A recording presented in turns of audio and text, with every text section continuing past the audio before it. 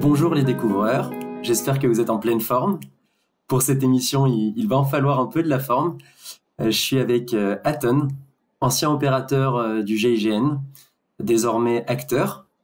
Il fait également des conférences sur des sujets variés et il a également coécrit deux ouvrages avec Jean-Luc Rivat, Confession d'un Ops, donc qui est un récit plus autobiographique, et Féral.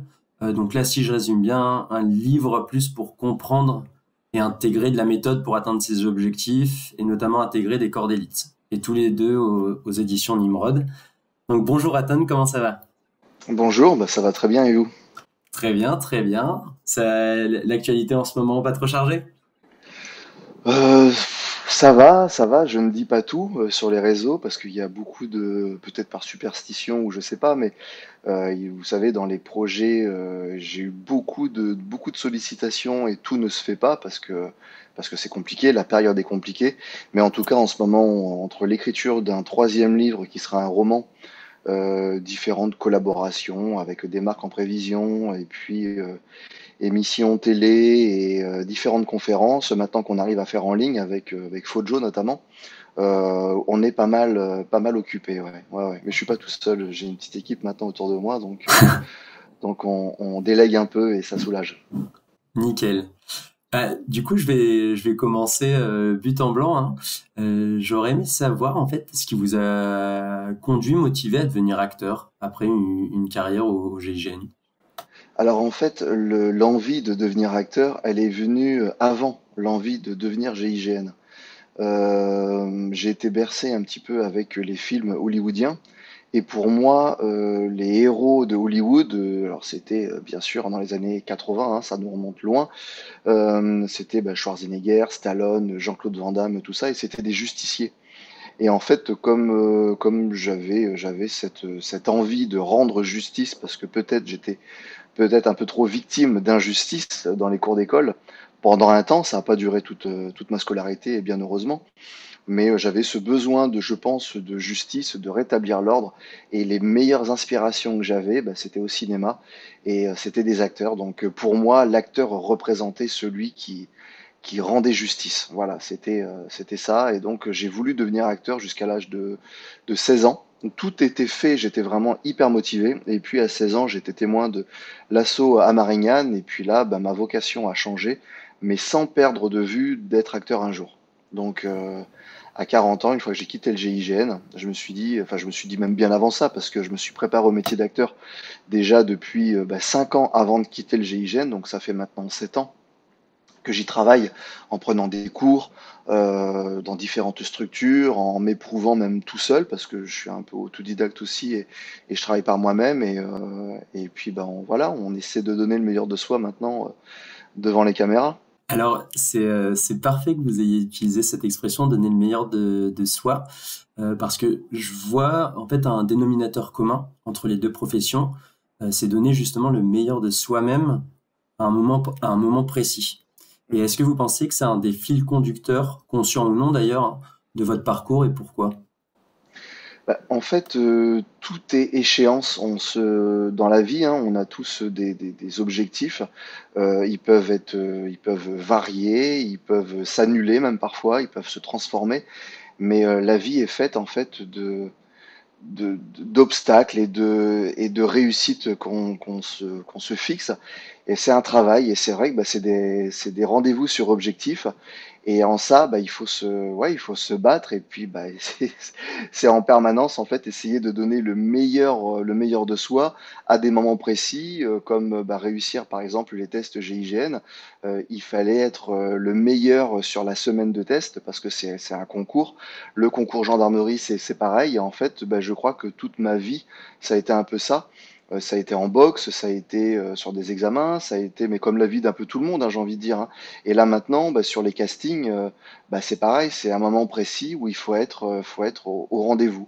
Donc c'est pas forcément être le meilleur, mais être au mieux de ce qu'on peut donner. Voilà, c'est vraiment d'essayer d'être la meilleure version de soi-même pour l'objectif qu'on s'est fixé. Et par rapport à cette préparation justement en amont, souvent ça va dépendre aussi des personnalités. Il y a du stress ou de la motivation qui va en augmentant à mesure que on se rapproche de l'échéance. Et la question que j'ai par rapport à ça, c'est que pensez-vous du rôle de l'ego dans tout cela et comment le gérer en fait? Alors l'ego, selon moi, hein, c'est ma vision très personnelle, c'est l'estime de soi. C'est quand on a de l'ego, c'est qu'on a de l'estime pour soi. Beaucoup de gens en manquent parce qu'ils ne se connaissent pas suffisamment, souvent, hein, donc ils sont dans le doute et ils ne s'éprouvent pas.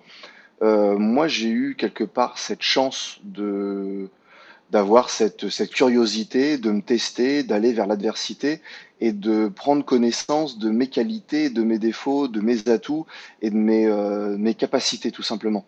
Donc ça m'a donné quelque part peut-être un ego et qui a fait que j'ai été ambitieux dans mes choix de carrière. Mais quand on a de l'ego, qu'on a de l'ambition, bah voilà, le chemin, ça ne veut pas dire qu'on s'est fixé l'objectif, que ça y est, la motivation suffira. Il faut ensuite avoir de la détermination. Mais l'ego est quand même assez important. Il faut avoir de l'ego déjà pour se dire, je vais présenter les tests GIGN. On sait très bien que c'est quand même l'élite au niveau de l'armée française, au niveau des troupes d'élite hein, en France. Hein. C'est très dur pour y arriver. Donc déjà, euh, prétendre au test, c'est croire en soi. Et ça, c'est une forme d'ego. Donc après, il faut faire attention parce que avoir de l'ego, c'est pas non plus tomber dans l'ego surdimensionné où là, on perd la connaissance de soi et où là, on se surestime. Et là, bon, en général, on est vite rattrapé par la réalité et ça peut faire mal parfois. Mais l'ego est important. Et l'ego, pour moi, c'est l'estime de soi. Et pour s'estimer, il faut s'éprouver. Donc oui, dans chaque échéance, c'est important de savoir où on va et de savoir qui on est. Après, c'est vrai que par rapport à ça, il y a quelque chose quasiment de prétentieux à se dire, après, bon, on va mettre le travail derrière, mais à se dire, je vais atteindre tel ou tel objectif finalement. Dès que c'est un objectif ambitieux, il y a quelque chose d'assez prétentieux à déclarer qu'on va y arriver. Mais bien sûr, mais moi, c'est ce qu'on dit de moi. Hein. On a dit très tôt de moi que j'étais un petit prétentieux, parfois limite arrogant, parce que j'exprimais mes ambitions. Tout simplement. Et beaucoup ne s'expriment pas sur leurs ambitions parce qu'en fait, ils se font recaler. Moi, dans la cour d'école, j'étais pas le seul. Hein. À 16 ans au lycée, quand on a été témoin de cette opération à Marignane, beaucoup avaient les yeux qui brillaient devant le GIGN, mais très peu, au final, ont dit, bah voilà, j'ai cette ambition parce qu'en fait, bah moi, enfin, c'est dans mon entourage, c'était, mais attends, mais tu sais qui c'est ces mecs-là, enfin, c'est pas n'importe qui, quoi. Ah, bon, donc ça sous-entend que je serais n'importe qui et que c'est hors de portée. Ben, je vais vous prouver il y avait une forme de prétention de dire bah, je vais vous montrer que oui cette ambition je peux la réussir et j'y prétends voilà je suis prétendant au GIGN donc c'est de la prétention. Pareil pour être acteur hein, j'ai dit très vite que je serais acteur en France ailleurs voilà c'est mon ambition. Mais après derrière quand on a de la prétention bah, faut travailler pour quoi. Être prétentieux mais ne pas se donner les moyens, c'est être que prétentieux et là c'est négatif. Quand on a de l'ambition et qu'on prétend quelque chose, qu'on est prétentieux mais qu'on travaille derrière, bon bah ça peut devenir une qualité quoi. Voilà, c'est se lancer des objectifs durs, mais se donner les moyens aussi. Et parfois, alors je dis pas que je suis exemplaire, hein, mais ce que j'ai dit que j'allais faire, je l'ai fait. Donc, quelque part, c'est pour ça aussi qu'on a partagé dans le livre Feral toute une méthodologie. C'est dire, ben voilà, vous pouvez avoir de l'ambition, vous pouvez être prétentieux, prétendre à des choses, mais il y a quand même un travail, il y a une méthodologie à mettre en œuvre, et puis vous y arriverez, mais n'écoutez surtout pas les autres. Et à contrario, il y a quelque chose aussi de très sain finalement à déclarer nos objectifs, c'est que finalement c'est quasiment contractuel. C'est que par rapport aux personnes à qui on en a parlé, on s'engage socialement, soit ben on va y arriver, soit quelque part on va passer pour une flûte. Et également, le double effet qui se coule, c'est que ça laisse aucune porte de sortie finalement. C'est tout à fait ça. Et en fait, j'ai toujours eu, et même encore maintenant, hein, j'ai toujours eu tendance à annoncer les choses. J'aime les effets d'annonce, dire bah voilà, je vais me lancer dans ça et je réussirai. Et parfois je ne dis même pas si, je dis quand.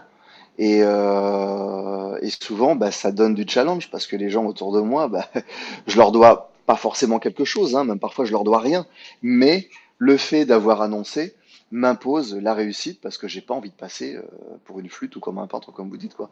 J'ai pas envie de passer pour ça. Quand je suis dans la période un peu creuse, manque de motivation, parce qu'il faut pas se leurrer, hein, dans la vie, on peut avoir un objectif super ambitieux, on n'est pas sur une pente constante de travail et de motivation. Et non, il y a des moments où on perd un peu sa motivation. Et ça peut être une forme de motivation de se dire, oui, mais eux ont tous leur regard sur moi. Alors oui, ok, je leur dois rien, mais n'empêche que j'aimerais pas subir la défaite à leurs yeux. Voilà, et sentir la déception quelque part et tout ça. Et je déteste sentir que je déçois. Donc voilà, je travaille. Et ça fait partie aussi de l'ego. C'est de l'ego parce que, bon, vouloir exister dans le regard des autres, oui, c'est autre chose aussi. Mais ça en fait partie. Ça fait partie des stimuli qui font que, bah, on va se booster et on va éventuellement réussir ce qu'on a annoncé, quoi. Oui, et le regard des autres, c'est un sujet bon très galvaudé dont tout le monde parle, mais il n'empêche, enfin c'est un exemple assez parlant quand vous demandez aux gens qu'est-ce qui leur manque dans leur travail. Le point numéro un, souvent, c'est la reconnaissance, la Bien sûr. valorisation de leur travail. Donc après, on peut attendre plus ou moins différemment le regard des autres, mais on en a tous besoin. On est des êtres sociaux. Mais bien sûr, moi, c'est ce que j'ai dit même au GIGN très tôt. J'ai remarqué, on dit souvent non, on ne court pas après les médailles. Et ce qui est vrai, ce qui est totalement vrai. Mais quand on en reçoit, on en est fier. Et, euh, Bien sûr. et ça fait partie de la reconnaissance. Et pour l'avoir observé, parfois il y a eu des chefs, hein, parce que bon, moi j'en ai vu pas mal, hein, en 15 années au GIGN, ça a pas mal tourné au niveau des chefs. Et il y en avait qui, au niveau de la reconnaissance, nous donnaient quasi rien. Donc on était un peu dans la répression, parce qu'il faut pas se leurrer, les jeunes GIGN, surtout à une époque, on était un peu des branleurs. Donc il y avait des comportements un peu moi, ce que j'appelais le comportement un peu free fly, hein, c'est beaucoup de liberté, bon, très bon au travail, parce que ça, c'était l'excellence en permanence. Mais à côté de ça, on s'octroyait quelques libertés qui pouvaient défriser certaines moustaches d'officiers. Et voilà, il fallait s'en expliquer. Bon, ben voilà, on avait la réprimande, mais on n'avait pas la reconnaissance sur le travail qu'on pouvait fournir. Et c'était que de la réprimande. Et à un moment donné, ben, on voyait la perte de motivation. Donc la perte de repères. On a besoin de. Et même moi aujourd'hui, avec la reconnaissance que j'ai quelque part différé par rapport aux missions que j'ai pu faire, parce que maintenant on met quelque part un visage sur le GIGN et me semble-t-il, je représente le GIGN actuellement au niveau, enfin il y a un visage sur différentes missions et bah, je reçois beaucoup de félicitations, de reconnaissance, donc moi ça me flatte, ça flatte mon ego, voilà, ça flatte mon ego et en même temps ça me gêne un peu, alors je dis un peu, je mets parce qu'au début, ça me gênait beaucoup, parce que j'avais l'impression que cette reconnaissance était trop par rapport à ce que j'avais fait et elle ne me revenait pas. Enfin, c'était pas moi qui devais la prendre, c'était le GIGN. Mais en même temps, je me dis, bah si, il y a quand même une part dans les actes qui ont été faits, ce que les gens parlent et ce pourquoi ils me félicitent, bah, de, j'ai fait ma part dans ces actions-là. Donc je vais prendre une part des merci, mais le reste, bah, je vais le reverser aux collègues. Et certains, enfin c'est une minorité, hein, parce que la majorité des gens du GIGN me soutiennent quand même beaucoup, mais certains ont été un peu perturbés par cette mise en lumière de certaines missions et de ma personne. Et en fait, je m'en suis rendu compte que bah, il y avait un peu une forme de jalousie par rapport à cette reconnaissance que moi j'avais et que eux n'avaient pas. Oui, bien sûr. Et Oui. Donc, bah, j'aurais dit, bah oui, mais la lumière que, voilà, la reconnaissance qu'on me porte, bah, quelque part, prenez-la aussi. Et je vous la reverse parce que souvent dans les interviews, je dis toujours que je n'ai jamais fait les choses tout seul. Donc, je raconte ce que moi j'ai fait. Mais tout ça, en fait, c'est le fruit d'un travail collectif. Et ça, je le redis à chaque fois. Et bon, la majorité, oui, mais ils en sont même contents de cette reconnaissance. Parce que de plus en plus, hein, ils voient que, bah, voilà, je raconte certaines missions, je raconte certaines épreuves, et dans le regard du public vis-à-vis de moi, ils me disent, ah mais les gens en fait, ils sont quand même vachement admiratifs. Ben, je dis, bah oui, vous voyez quoi, parce qu'ils lisent un peu les commentaires et tout ça. Pas des, voilà, il y a vraiment de tout, hein, dans les commentaires entre les haters et les gens qui sont qui apprécient ce que je peux faire, mais en majorité, il y a quand même beaucoup de choses positives et ben ils en prennent, ils disent ben, ça fait plaisir de voir ce qui te donne à toi, en fait, il le donne à nous aussi, quoi. Donc, ben, je dis oui, et c'est la preuve que on a besoin de reconnaissance. Sinon, on est dans le doute, à savoir si on a bien fait ou si on a mal fait ou on a besoin d'être rassuré. Voilà, et la reconnaissance ra- rassure d'une certaine manière.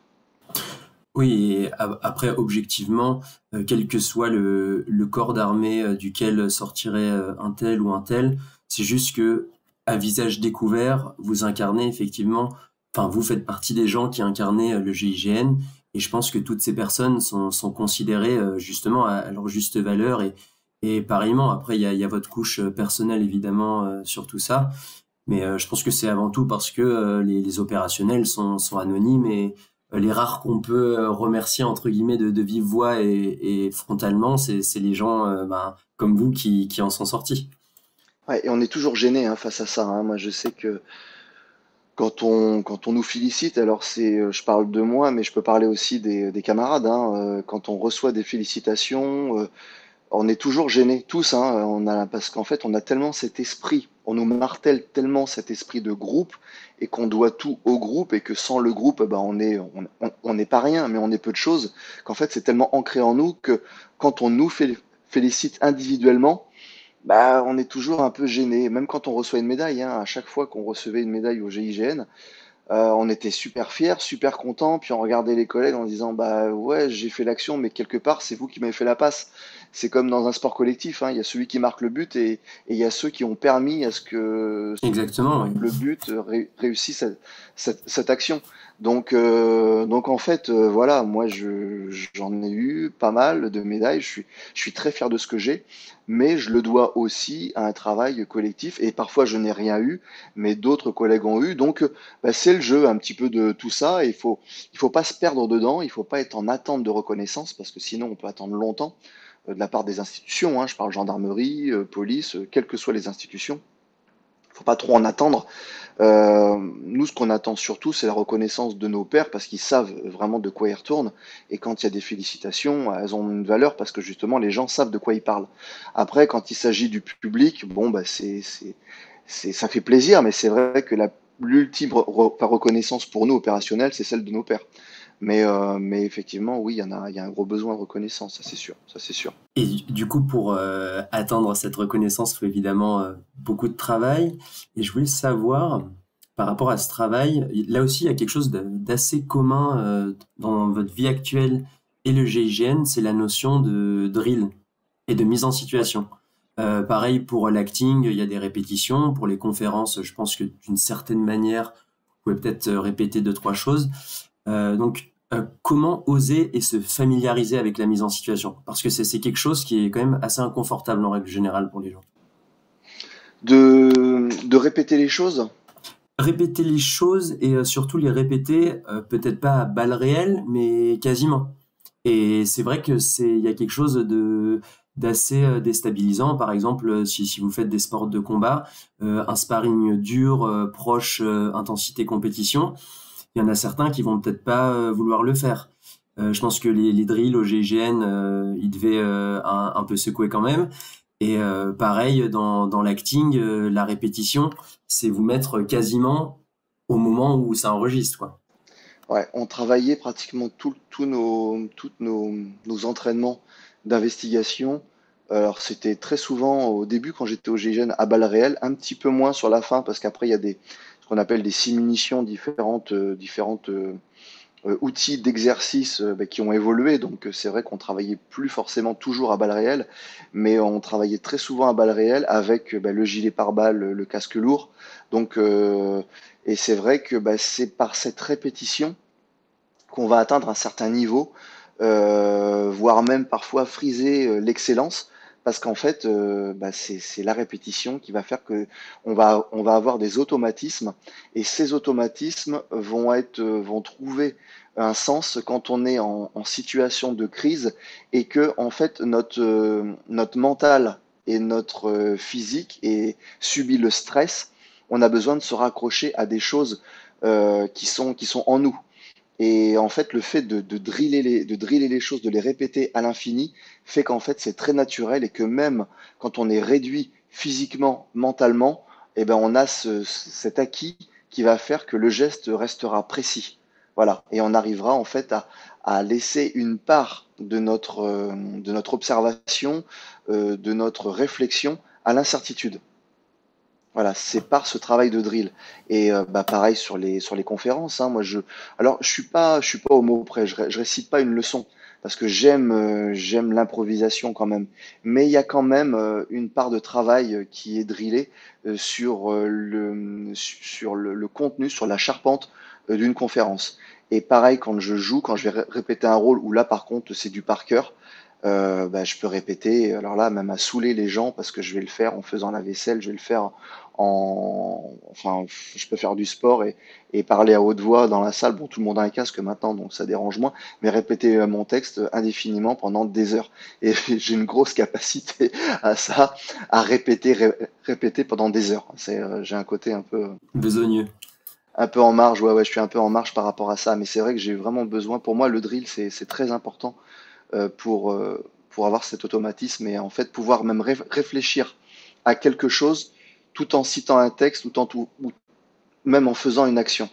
C'est-à-dire que moi aujourd'hui j'ai tellement manipulé les armes ou fouillé une pièce avec un groupe que là je pourrais fouiller une pièce et être à 100% de mon observation et en même temps bah, peut-être penser à quelque chose d'autre, parce qu'en fait, mon observation, elle a tellement été drillée que bah, les choses me sautent aux yeux. Les choses qui sont qui peuvent me mettre en danger ou une zone, ça me saute aux yeux. Et pareil, je peux répéter un texte pour le cinéma et en même temps penser à autre chose. Voilà, c'est-à-dire que ça sort, les mots sortent et en fait, mon esprit. Ça après, il y en a qui l'ont analysé, c'est dans un livre d'ailleurs, c'est Le secret des performants. Je vais faire un peu de pub de Fanny Nussbaum.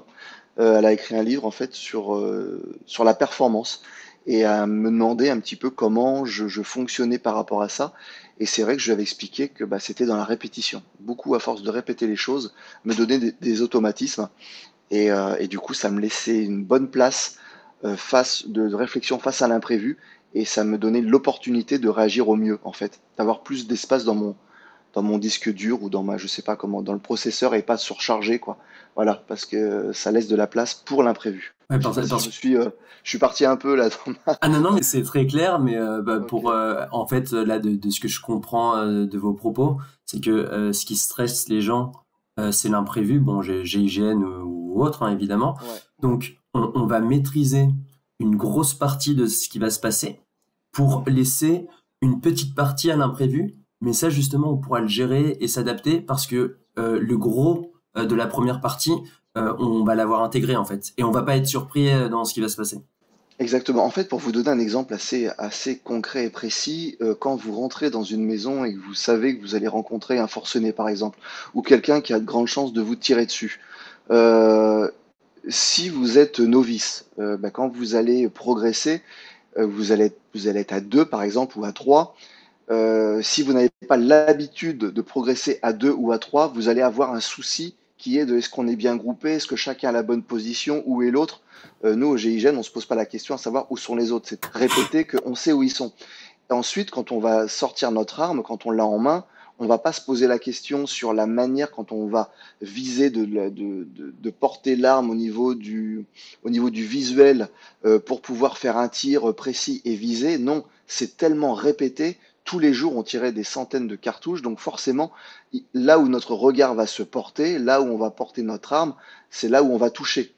Donc, ce qui va se passer, c'est qu'on va pouvoir se concentrer sur tout le reste, sur le bruit que va faire le forcené, sur la configuration de la maison qui peut être dans le noir total, c'est-à-dire on peut progresser et être ouvert à l'imprévu qui va être selon comment vont être positionnés les meubles.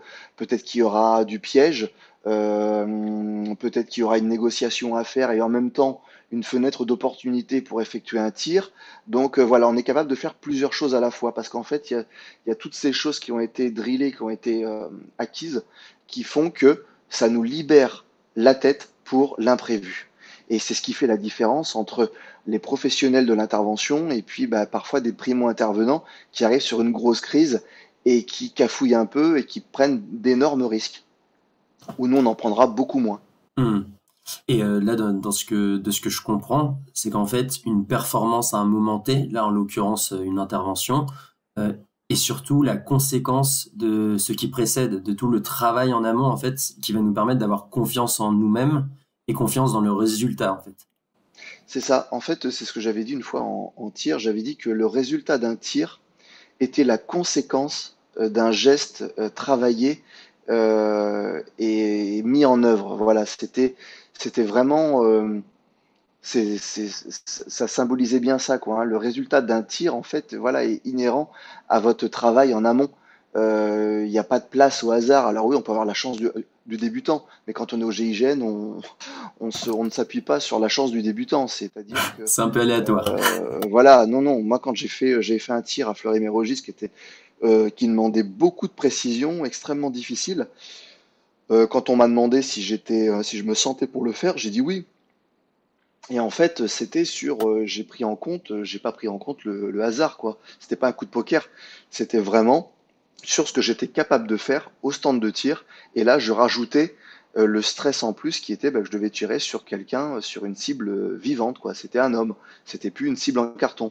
Donc voilà, fallait intégrer tout ça. Et là, j'ai remercié mes instructeurs qui m'avaient appris à tirer, qui m'avaient donné cette rigueur et cette autodiscipline de m'entraîner même seul et de rechercher l'excellence en permanence parce que là, en fait, j'avais tellement travaillé que j'étais quasi sûr à 99% de mon coup, quoi. Et on peut pas se lancer sur une intervention au GIGN. Quand on vous appelle au GIGN pour intervenir, c'est que vous êtes le dernier rempart, quoi. Après vous, il y a personne, quoi. C'est pas... Donc, vous avez l'obligation de réduire la crise.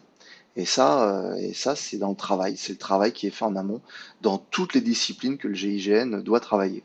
Et c'est pas seulement le tir, c'est l'investigation, c'est la conduite, c'est parce que pour se porter sur une crise, pareil, on peut rouler à plus de 200 km à l'heure, ça s'improvise pas. C'est des stages, c'est tout ça en fait. Tout est. On peut se projeter en hélicoptère, on peut arriver en voile, en chuteur opérationnel, balancé d'un avion. Donc c'est fait beaucoup de choses à travailler. Il y a le tir longue distance, il y a la maîtrise des explosifs, les sports de combat. Donc voilà, ça fait une grosse charge de travail. Et tout ça, c'est de la répétition. Donc c'est beaucoup de temps. Il faut beaucoup de temps pour être un bon opérationnel. Une grosse charge de travail, beaucoup de temps pour être opérationnel. Euh, Comment on peut gérer son effort de préparation en fait et visualiser le résultat sur le long terme? Et là, je fais même aussi allusion à votre carrière d'acteur. Alors en fait, pour visualiser un peu ça, oui, c'est important d'avoir une vue globale de sa préparation. La préparation, moi, je l'avais écrite.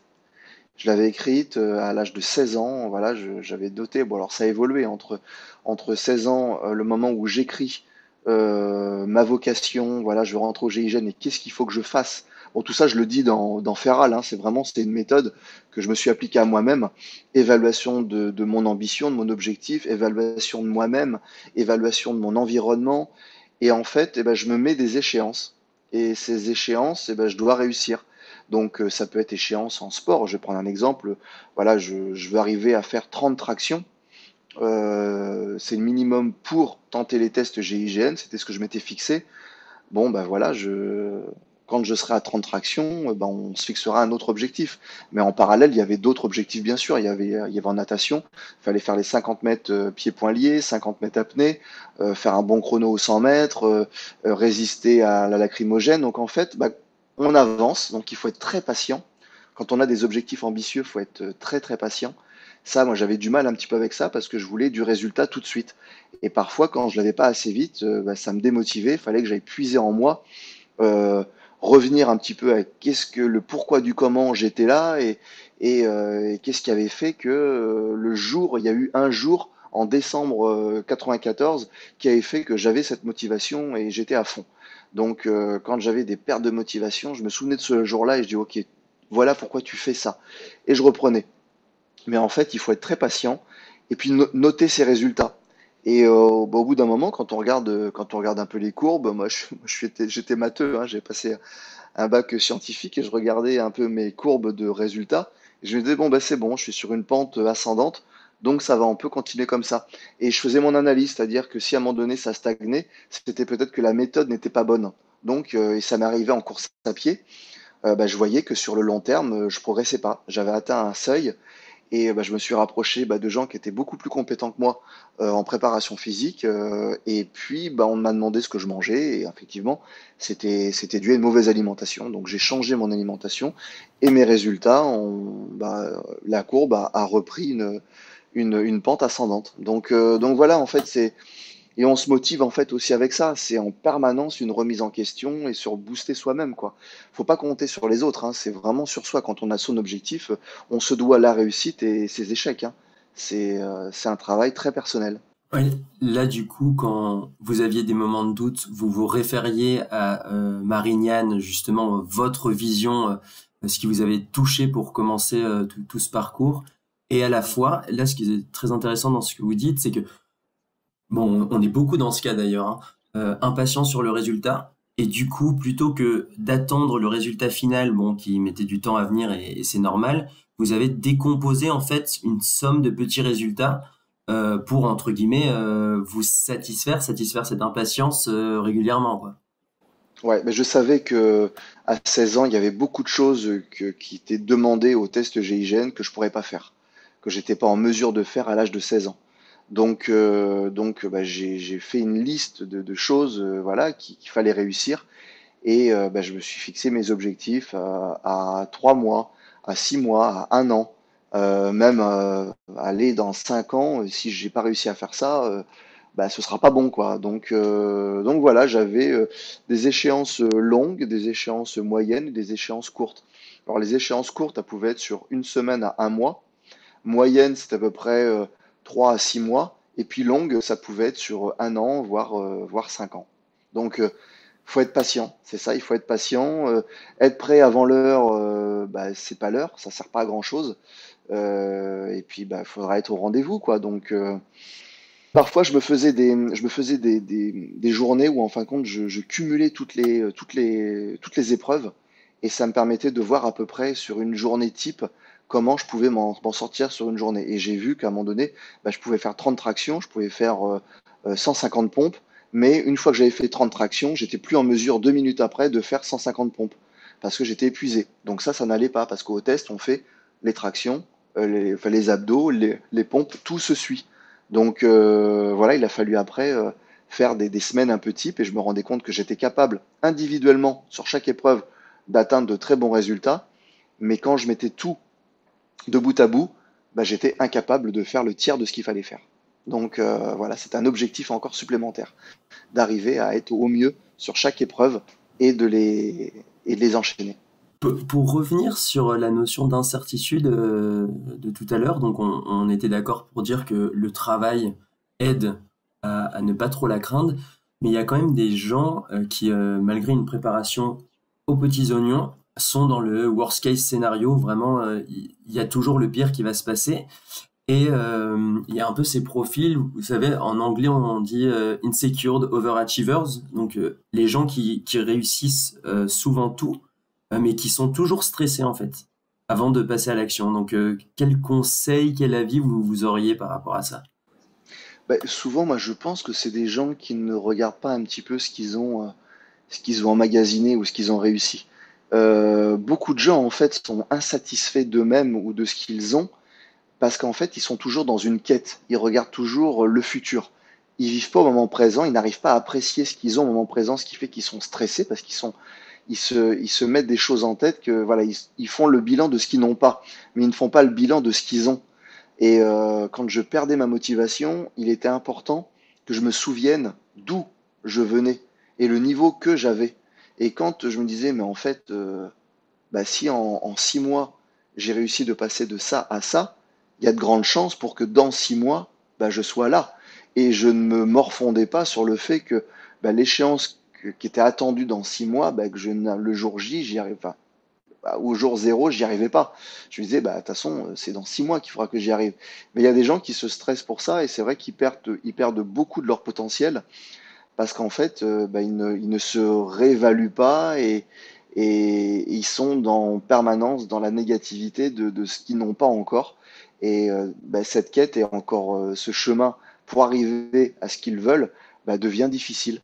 Parce qu'en fait, ils le font même avec un moral qui est faible.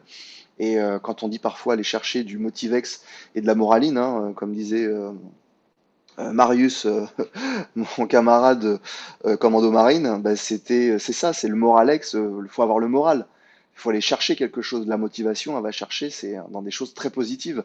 Et si on est tout le temps dans le côté stress négatif, qu'on va pas y arriver ou que c'est très dur, ben, on est dans un cercle vicieux. Et alors parfois ça marche quand les objectifs ne sont pas énormes, mais quand on veut vraiment atteindre des objectifs très hauts, non, on est obligé d'avoir une certaine condition mentale, physique et mentale pour y arriver. Tout à l'heure, justement, en parlant de vos années au GIGN, à plusieurs reprises, vous avez parlé d'excellence. Et est-ce que justement ces gens sont pas plutôt à la recherche de la perfection, en fait? Et c'est ça qui les frustre. Ouais, effectivement. Certains sont dans la recherche de la perfection. Alors pourquoi après, moi, il y a peut-être des pathologies hein, par rapport à ça. Je suis pas psy, hein. Mais c'est vrai que rechercher la perfection, on peut pas l'avoir. À un moment donné, il faut se rendre aussi à l'évidence. Il y a le rêve et il y a la réalité. En permanence, j'ai essayé de me confronter à la réalité, à la réalité des choses. Et la réalité, quand elle vous frappe, alors quand c'est prévu, moi je me suis lancé dans des voyages un peu compliqués pour savoir un petit peu ce que je valais. Donc j'étais confronté à la réalité de certains pays, du quotidien de certains pays, et c'était pas la même vision que j'en avais dans mes fantasmes voilà, ou dans mes prévisions. Et non, la perfection n'existe pas. Par contre, l'excellence existe. Euh, on peut travailler dans l'excellence. D'ailleurs, moi, au GIGN, on travaillait dans l'excellence. Et c'est ce qui me manque un peu dans le milieu civil, c'est que c'est pas du tout la même recherche d'excellence. On était très durs les uns envers les autres. On avait conscience que, par exemple, sur 100 cartouches, on n'allait pas toutes les mettre dans le 10, qu'on n'allait pas faire voilà, un résultat à 1000, Je suis un peu mais déçu là. que mais par contre, on savait que on ferait tous plus de 800. Et ça, je mets au défi sur 1000 cartouches de faire 800 en résultat. Même un bon tireur à 20, allez, on va dire à 25 mètres.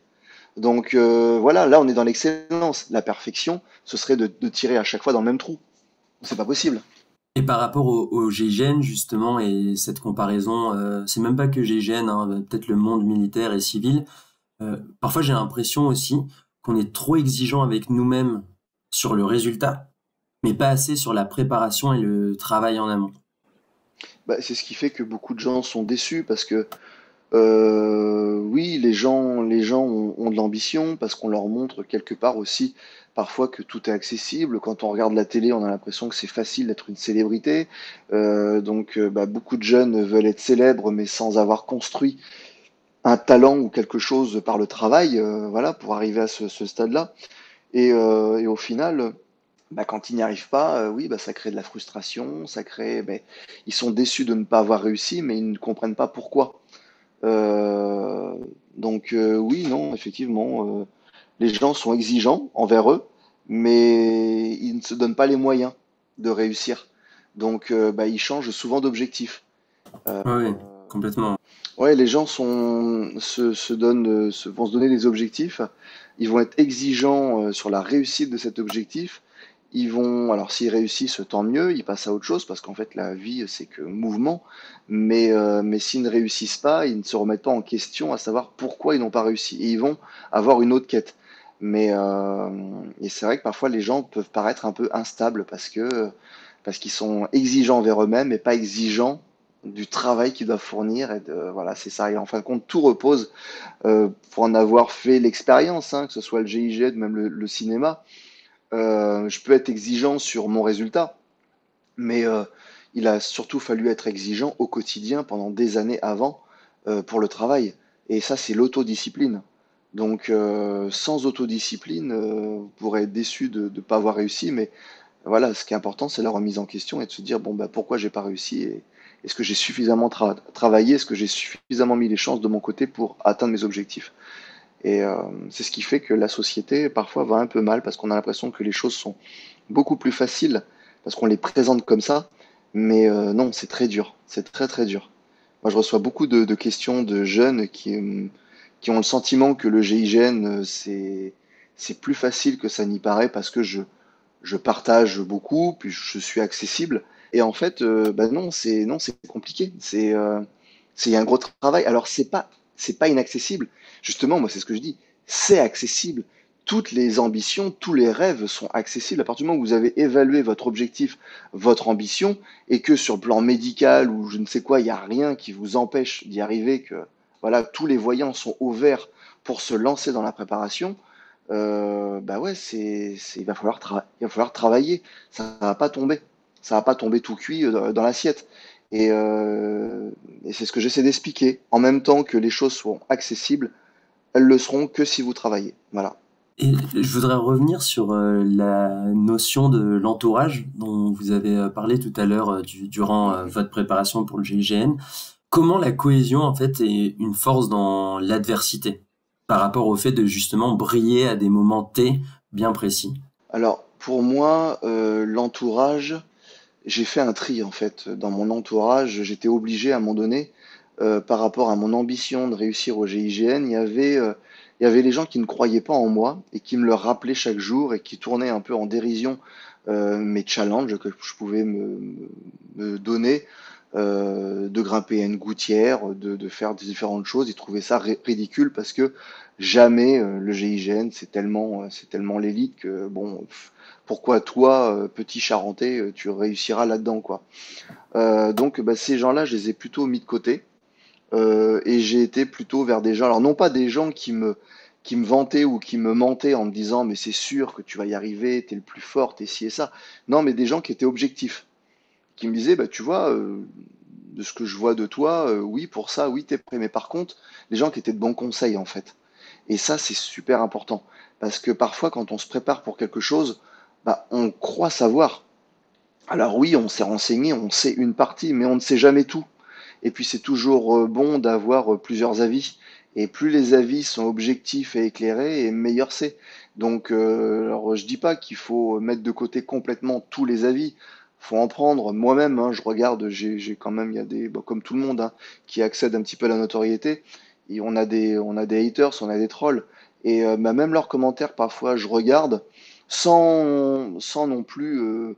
Ça va pas me plomber le moral parce qu'en fait je sais à peu près d'où ça vient, mais ça peut m'aiguiller sur certaines petites choses. Mais ça, bon, il y a du travail aussi dessus pour accepter tout ça. Mais sinon, c'est vrai que l'entourage a été super important pour moi pour réussir. C'était même, par exemple, le dimanche matin, j'ouvrais les volets chez moi à Satori. Il neigeait, il pleuvait, il faisait un temps et on était en dessous de zéro. Et là, il fallait courir. C'était marqué sur le programme, c'était affiché sur le frigo. Et bah, j'avais la flemme. Et là, ma femme me dit, bah non, c'est marqué, tu y vas. Et puis quand tu reviendras, bah, il sera peut-être 8 ou 9 heures, bah, tu iras chercher des croissants et je me lèverai. Voilà, parce que tu t'es fixé l'objectif. Donc ça, c'est l'entourage, ça, c'est la force de l'entourage. Et ensuite, quand on est au GIGN, la cohésion face à l'adversité, c'est là où... alors on va être fort individuellement, il n'y a pas de souci, on est entraîné individuellement. Mais face à plusieurs terroristes ou face à un forcené ou face à une crise majeure, eh ben, seul, on va pas pouvoir faire grand-chose, on fera même rien. Donc c'est cette collectivité-là, c'est la force du groupe qui va faire que. Et là, il va falloir avoir cette vision, non pas se reposer sur le groupe, mais se dire qu'on est une des composantes de ce groupe et qu'on amène sa force et toutes ses capacités au bénéfice de ce groupe. Et qu'en fait, bah, si tout le monde met tout ce qu'il y a de meilleur en lui pour ce groupe, bah, ce groupe, en fait, il est, je vais pas dire qu'il est invincible, mais presque. Et ça donne une espèce de force collective qu'on peut ressentir. Et ça, au GIGN, c'est très fort quand on est dans la colonne d'assaut avant de pénétrer dans une maison ou dans un appartement, on fait ce qu'on appelle la pince, hein, c'est-à-dire que on se touche l'épaule pour montrer que voilà, le binôme il est prêt, il est là, et voilà. Et en fait, ça remonte de la queue de colonne jusqu'à la tête de colonne. Et quand ça arrive à la tête de colonne, ça veut dire que toute la colonne est prête. Et là, en fait, on a une espèce de sensation qui est que tout le monde est sur les starting blocks et tout le monde ressent ce que moi je ressens. Vous voyez ce que je veux dire? C'est-à-dire, il y a il y a une forme de doute sur ce qu'on va avoir, mais en même temps, je suis pas seul, je n'ai pas que ma force, j'ai la force de 15. Donc en fait, ça ne peut que le faire. On est un rouleau compresseur.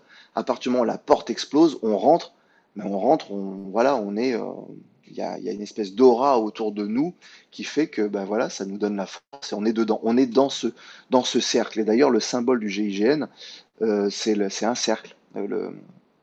L'un des premiers symboles dans l'insigne, c'est ce cercle-là fermé qui représente le groupe. Voilà, donc c'est hyper important. Oui, et ce qui est magnifique là pour le coup dans ce que vous décrivez, c'est que c'est le groupe quasiment qui va valoriser et responsabiliser l'individu. Et chacun justement va se dire on compte sur moi et je vais me transcender, je vais donner le meilleur de moi-même, chercher l'excellence justement pour le groupe. Bah, en fait, on a bien sûr, on a une ligne directrice commune et il n'est pas question de se diviser au sein de ce groupe, surtout dans des échéances comme ça, en période de crise. On doit être tous un peu en forme de communion où on est d'accord d'aller dans le même sens et d'apporter.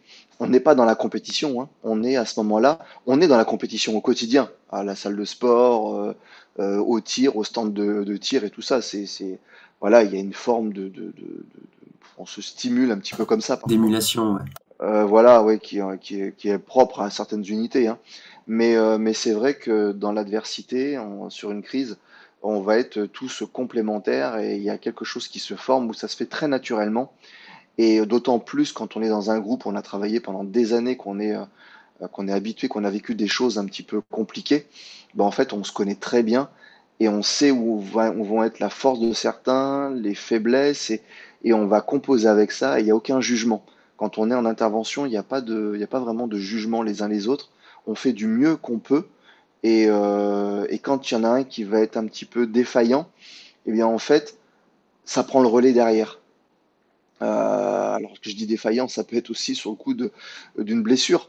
C'est arrivé, hein, on a vu des collègues se faire tirer dessus, être blessés, tomber, et ben derrière, ça n'anéantit pas le groupe, on continue. Donc derrière, il y en a qui vont le tirer, qui vont le mettre hors dans une zone sécurisée, mais le groupe il continue. Voilà, le cerveau est encore conditionné à aller jusqu'au bout de l'objectif. Et ça, c'est ce qui fait la force du groupe, contrairement à peut-être d'autres unités moins préparées sur une crise, qui quand ils vont avoir un camarade qui va être blessé, ça va avoir un tel impact sur eux que le groupe va se disloquer et tout le monde va fuir.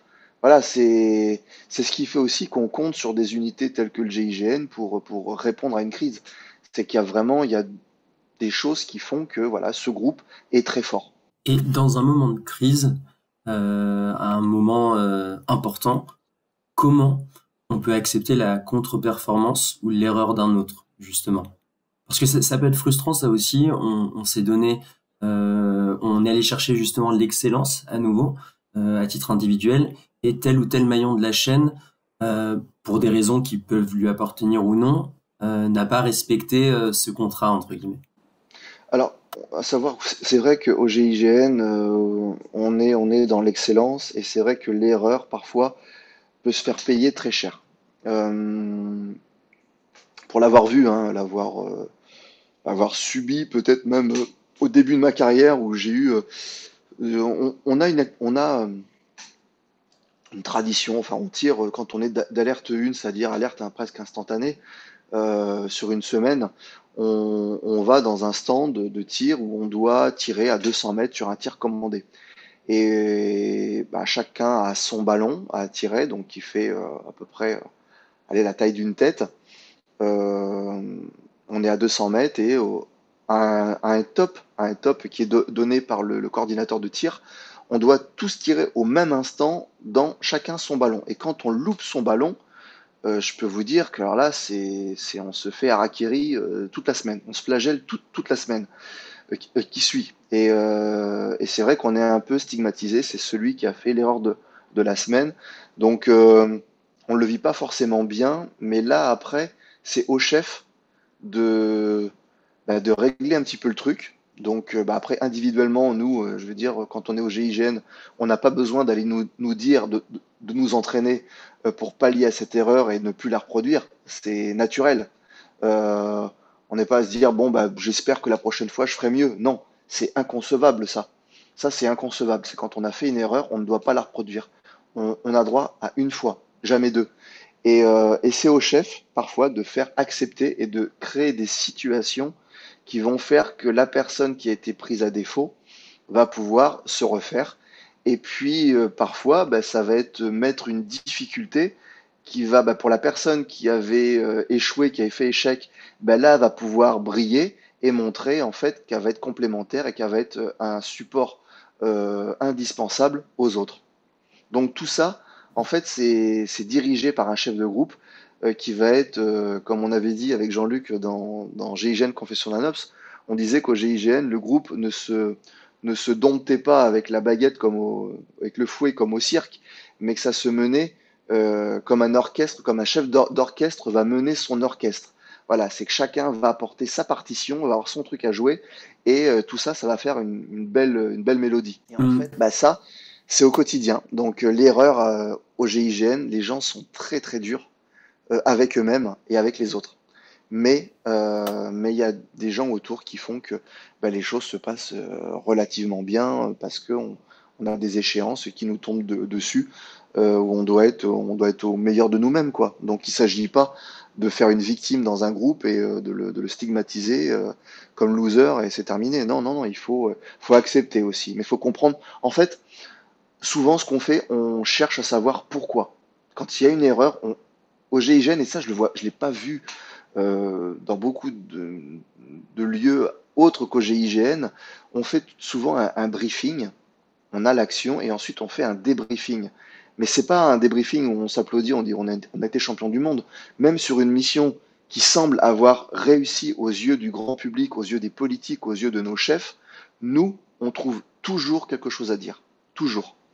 Euh, on prend du déplacement à partir du moment où l'alerte a été donnée jusqu'au moment où on est rentré à la caserne, où tout est rangé, tout est terminé. Voilà, on a fait la remise en condition et on se retrouve dans le bureau. On décortique absolument tout. Il y a des débriefings qui peuvent durer jusqu'à 3 heures au GIGN. Facile. Parce qu'en fait, on décortique tout. Et de là, en fait, on note ce qui n'a pas été selon nous, même si ça a été aux yeux des autres, mais selon nous, et on travaille dessus. Voilà, donc on accepte quelque part cette erreur, mais on veut la comprendre pour justement ne plus la reproduire et faire mieux. Oui, et ce qui est intéressant là dans cette notion de débriefing, je suppose que ben, sur telle opération, un opérateur, des opérateurs A et B, ben, n'auront pas fait d'erreur, mais peut-être un C, lui, aura un peu pédalé dans la semoule à un moment donné. Mais ce qui va compter, c'est la performance collective. Et c'est là où, au final, on peut peut-être s'affranchir de cette frustration, c'est qu'on va uniquement considérer sa performance personnelle, finalement. Se dire, moi, c'est bon, j'ai cartonné, même factuellement, j'ai cartonné, et s'arrêter là, alors que ce qui intéresse, c'est que peut-être qu'on aurait pu gagner 10 secondes si les opérateurs A, B et C, effectivement, avaient performé, et A et B auraient peut-être pu mieux aider C, quoi.